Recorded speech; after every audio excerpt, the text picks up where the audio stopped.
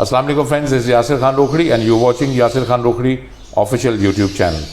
Q&A with Yasir Khan Rokhri की एक fresh episode के साथ हाजिर खिदमत है। मेरे साथ हैं अदनान राजपूत और इस प्रोग्राम में बेसिकली आप दोस्त हमें सवालात भेजते हैं, हम कोशिश करते हैं to best of our ability उन सवालात के जवाब दें आपको। सवाल काफ़ी ज़्यादा आते हैं तो कोशिश ये की जाती है कि जो मोस्ट कॉमनली आस्क्ड क्वेश्चंस हैं या जो रिपीटेड क्वेश्चंस हैं उनको इस प्रोग्राम में शामिल किया जाए ताकि मेजॉरिटी को उनके सवालात के जवाब दिए जा सकें। चलें जी, शुरू करते हैं। अदनान साहब, आप ठीक ठाक हैं? खैरियत से? ठीक ठाक सर, ज़बरदस्त। क्या भेजे हैं सवाल दोस्तों ने? शुरू करें। सबसे पहला क्वेश्चन है सर कि बर्ड जो है इस मौसम के दौरान वीक क्यों हो जाते हैं? देखिए, एक तो इस मौसम में बर्ड मोल्ट पे होता है।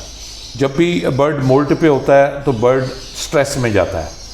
जब बर्ड मोल्ट पे होगा, स्ट्रेस में होगा, तो वो अपना खाना पीना उसका ऑटोमेटिकली कम हो जाता है। Because when bird is not enjoying, bird is not moving around, energy कम वेस्ट हो रही है, कंज्यूम कम हो रही है, तो ऑटोमेटिकली बर्ड की डाइट रिड्यूस हो जाती है। सेकंड एक फैक्टर होता है, ये सावन भादों का जो मौसम है, this is basically high humid, monsoon weather is high humid. High humid weathers में आपको जनरली देखा है, अगर आप भी ह्यूमिडिटी के दौरान कहीं वॉक कर रहे हैं तो ब्रीदिंग इश्यूज़ आते हैं, ब्रीदिंग डिफ़िकल्ट हो जाती है। ब्रीदिंग डिफ़िकल्ट भी बर्ड को स्ट्रेस कॉज करता है। तो whenever the bird is not comfortable, bird is not happy, bird की खुराक कम हो जाती है। देखा यह गया है कि कुछ दोस्त इस मौसम में रेकमेंड करते हैं कि सॉफ्ट फूड को कम कर देना चाहिए या बंद कर देना चाहिए, बिकॉज ऑब्वियसली फंगस का ख़तरा ज़्यादा होता है। तो मैं बेसिकली रेकमेंड ये करता हूँ कि सॉफ्ट फूड बिल्कुल बंद नहीं करनी चाहिए। पहली बर्ड आपका कम खा रहा है तो आप अगर उसकी चॉइस ऑफ फूड लिमिट कर देंगे तो उससे और ज़्यादा उसकी डाइट रिड्यूस होगी। सॉफ्ट फूड ज़रूर दें, हाँ कोशिश करें कि सॉफ्ट फूड दें, 2.5-3 घंटे बाद वो बर्तन निकाल लें, ज़्यादा देर तक पड़ा ना रहे, लेकिन यह है कि रोकें नहीं। इसके अलावा छली ज़रूर दें, कोई ना कोई वेजिटेबल्स। तो बर्ड को आप ज़्यादा फूड चॉइसेस दें ताकि उनमें से जो उसको पसंद हो वो अपनी पसंद की चीज़ खा ले। तो बेसिक रीज़न यही होता है जी। चले नेक्स्ट क्वेश्चन की तरफ चलते हैं कि और सबसे कॉमन क्वेश्चन यही है कि जितने का बर्ड लेते हैं वो बिकता उतने का नहीं है, क्योंकि चिक्स जो डेवलप होते हैं कि यार ये पता नहीं, लोग सवाल एक ही सवाल है, ये बार बार करते हैं। पहली तो बात ये है कि नॉट नेसेसरीली, ज़रूरी नहीं है कि जितने का बर्ड लें उतने का ना बिके।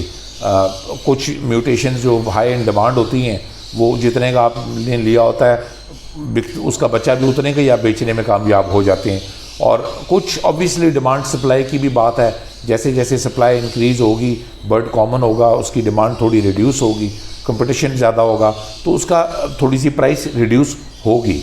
लेकिन आपने 10 रुपये का बर्ड लिया, 7 रुपये पे भी प्राइस आ गई, 6 रुपये पे भी आ गई, तो आपने तो एक जोड़ा ख़रीदा ना, आपने 2 बर्ड्स लिए, 10-12 उन्होंने आपको चिक्स दे देने हैं। तो अगर 6 रुपये को भी आप 12 से ज़रब मार लें तो आपकी कॉस्ट भी पूरी होगी और ऊपर से काफ़ी प्रॉफिटेबिलिटी भी आ जाती है, अच्छी प्रॉफिटेबिलिटी भी आपको आ जाती है।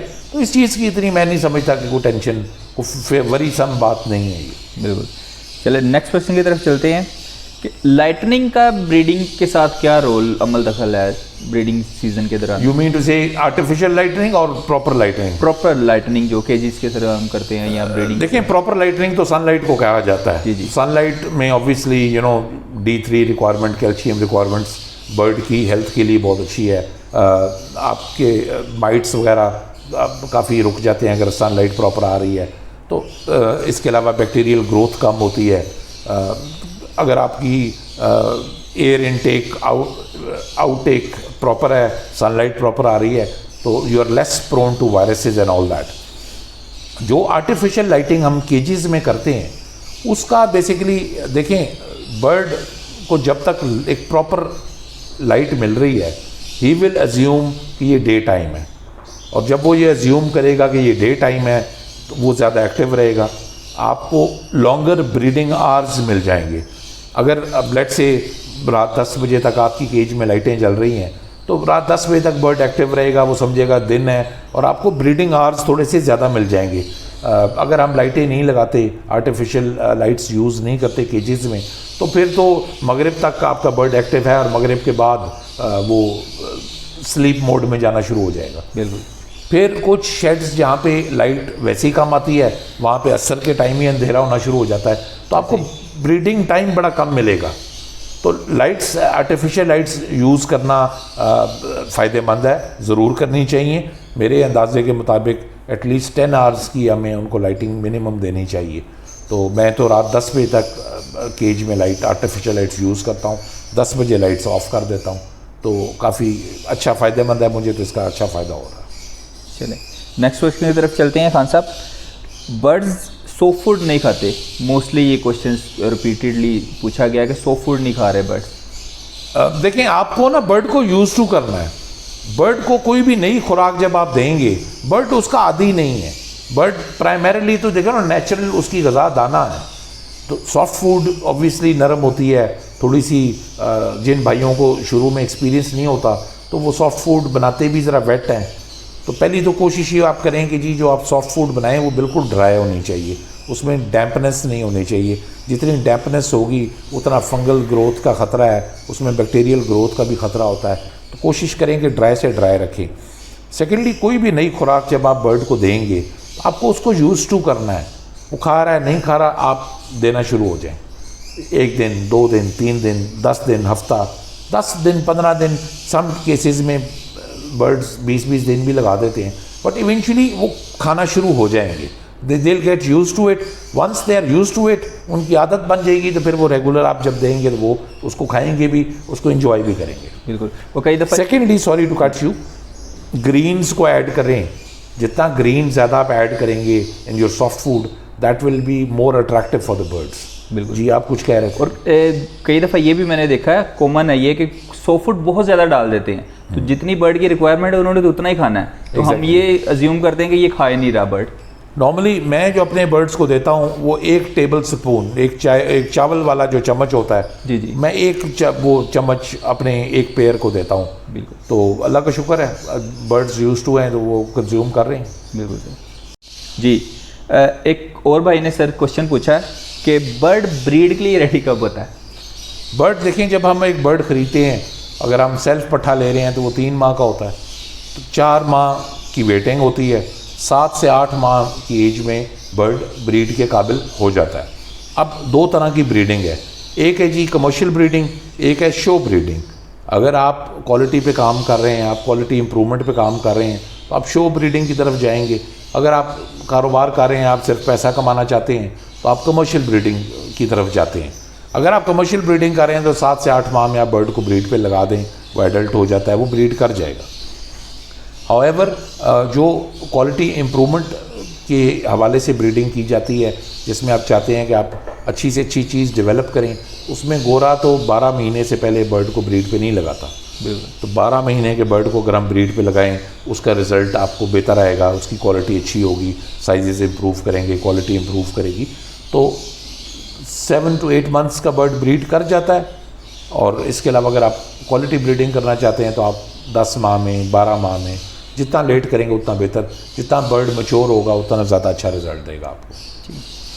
चलिए नेक्स्ट क्वेश्चन की तरफ चलते हैं। ये काफ़ी दोस्तों का जो कॉमन क्वेश्चन था ये कि बॉक्सेस कब लगाने चाहिए बर्ड्स को?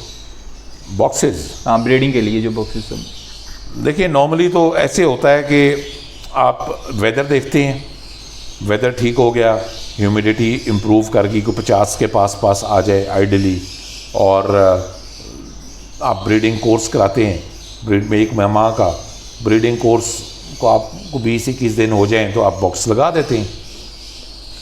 लेकिन इसमें एक चीज़ और बड़ी इम्पॉर्टेंट है। हम क्या करते हैं कि हम ब्रीडिंग कोर्स कराया, बॉक्स लगा दिया, अब हम ये नहीं देखते कि वो पेयर बॉन्ड हो गया या नहीं हो गया। ब्रीडिंग कोर्स भी इम्पॉर्टेंट, वेदर भी इम्पॉर्टेंट, लेकिन पेयर का बॉन्ड अप होना भी इम्पॉर्टेंट, यानी बॉन्डेड पेयर होना बड़ा ज़रूरी है। अगर आपका पेयर बॉन्डेड नहीं होगा तो क्या होगा कि आप ब्रीडिंग वाइटामिन्स देंगे, कोर्स कराएंगे, फीमेल हीट पे आएगी, मेल उसके साथ कोऑपरेट नहीं करेगा, उसका रिज़ल्ट क्या निकलेगा कि फ़ीमेल अग्रेसिव होके मेल को मारना शुरू हो जाएगी। और उससे नुकसान भी हो सकता है। कई दफ़ा बर्ड्स मर भी जाते हैं, कई दफ़ा बर्ड्स को ऐसी चोट लग जाती है जिससे आपका सीज़न और फिर 3-4 महीने लेट हो जाता है। तो बॉक्सेस लगाने से पहले आप इस चीज़ का ध्यान ज़रूर रखें कि पेयर आपका बॉन्डेड हो, आप उनको ब्रीडिंग कोर्स कराएं और उसके बाद आप जब रेडी हो फिर आप प्रॉपर बॉक्स लगाएं और इंशाल्लाह ब्रीड अच्छी इंजॉय करें।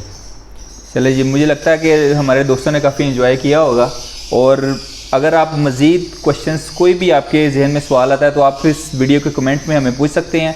इस चैनल को सब्सक्राइब करें, अपना बहुत बहुत प्यार दें। उम्मीद है आपसे नेक्स्ट वीडियो के अंदर ज़रूर मुलाकात होगी और नए क्वेश्चंस के साथ आपके हाजिर खिदमत होंगे। Thank you so much. अल्लाह हाफिज़। Thank you. अल्लाह हाफिज़।